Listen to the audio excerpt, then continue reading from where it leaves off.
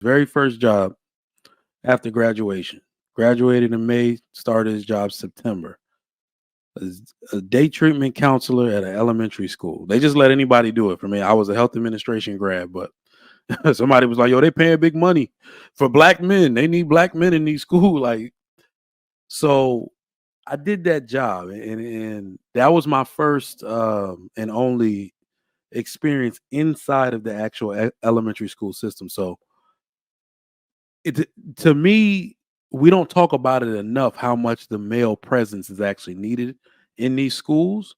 And another big part of the agenda is that we have to understand a lot of the women are embarrassed that they need male representation.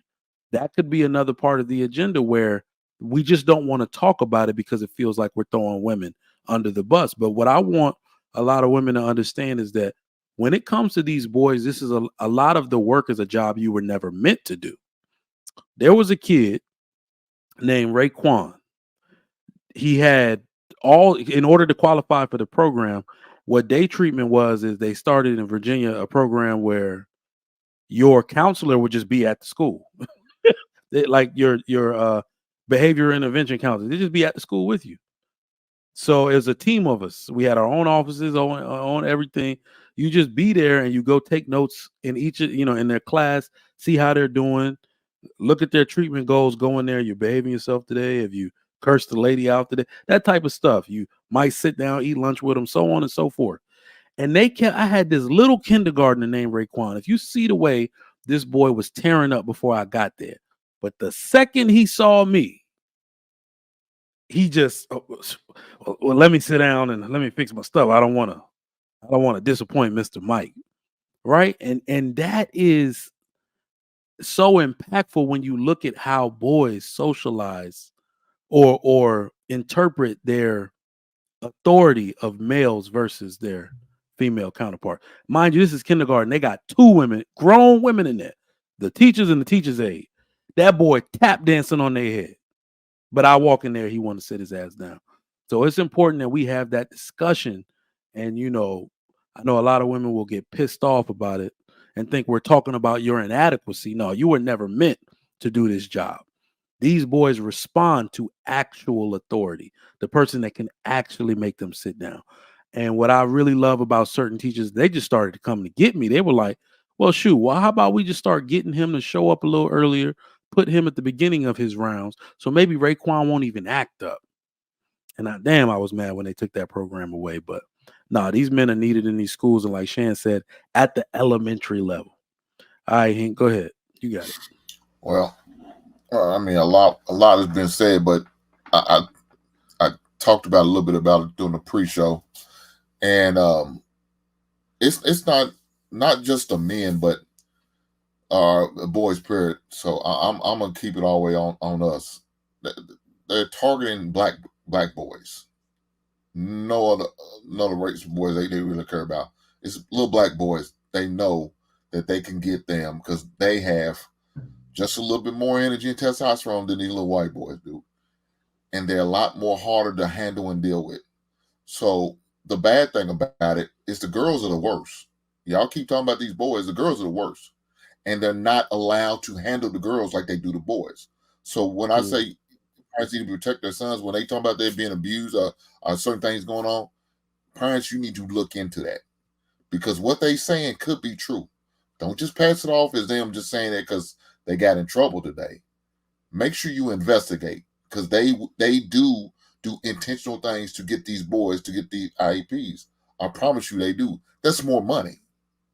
The average student is only $1,500, but if I could get 2,500, that's the extra 1,000 every child I can get. Like Lou said, 1 in every 8 they diagnose. Oh man, they going for one in every 4. That's their goal. I promise you. And guess what they also bring in? They also bring in an assistant. So each kid, for every kid that is about 4 to 5 of them, they bring in one new assistant for them kids. And like what Mike, what you were talking about, the job you're doing, that's what they bringing them in for. So they'll be at the school 3 out of 5 days a week. So now that's another assistant they could just stick in the classroom as a teacher helper or as a fill-in, as a substitute whenever there's a shortage. they use these people for that, and that they're gonna get the more money and get to pay these people less than what they pay some of these teachers. Now, when they put these kids on these drugs, they have the right to give them medicine. Now, you're giving the school nurse the right to give them these kids medicine because they can't just bring it in themselves. You have to take the medicine to the school and give it to the nurse, and the nurse will give it to them. You're not giving it to them first thing in the morning because they feel like you may not be responsible enough to make sure the kid's going to take it. The kid cannot leave that nurse until they prove that they took their medicine. That's a lot of money to be made every time. That's why you don't see them suspending kids in school no more. They rather put them in school suspension or detention in order to punish them. Because if they're not in school for at least half a day, they don't get they don't get paid. So when you're gonna see more resource officers in these schools, you're gonna see all of that because they can afford it to now because they got them IEPs and they okay with that. Now it's going to have safety and all of that. All in these schools, way more than they was because they getting money. Special ed kids, learning disability teachers, they get paid more because they have to have a more difficult job. But guess what? Every kid in that classroom got an IEP on them kids. I'm just saying. I would say this too. Like I said, these girls are some of the worst. These girls are fighting more. They're more volatile, and they're not able to address them and handle them. They pretty much got to let them fight it out, tire themselves out, then break them up. That is true. Teachers are scared to touch and grab these girls because they're going to get some type of case, or they're going to say, "Well, the teacher touched me inappropriately." When the only thing the teacher or the security officer trying to do is break them up, and you may grab their chest or their arm or be a little too aggressive because you trying to get aggressive and match their energy. God damn.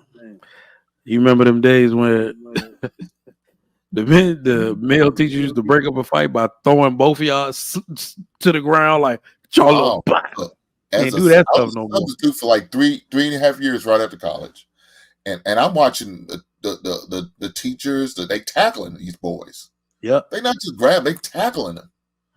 I mean, like they have football flashbacks. I mean, they are tackling, but the girls they will not do them like that. I fought this dude. They gently come over and try to grab my arm and back of their shirt, try to pull them back. But if that girl's aggressive, keep on go at it, they'll let them go, tie themselves out, and then pull them apart. No, I had to fight this. I fought this kid that hit my sister. Like just knee jerk reaction. He thought he was playing around. Like swung at her, did some good. I just hit him. Man, that teacher tackled me so like black dude, like boom, football tackle. And then you trying to be like, who the fuck was that? He's like, man, I wish you would. Like, what? I wish you would. Go ahead, swing them arms. Swing them little ass arms. We need them type of teachers back. But you said something. Mike, I'm telling you, I remember back in the days, I had that teacher where he said, I don't break up fights. I'll let them tire themselves out. Because most of them ain't gonna fight over 2 minutes. Ain't nobody, they not trained like that. Long ass fight. The fight's gonna last about 10 to 15 seconds, and then that's when they gonna pretty much break and take the breaks. And that's when you snatch them apart. Teacher said, 2 minutes. That's some MMA fights don't last that long. In the midst of trying to break up two kids, no, let them fight. Then break them up when they done. They tired.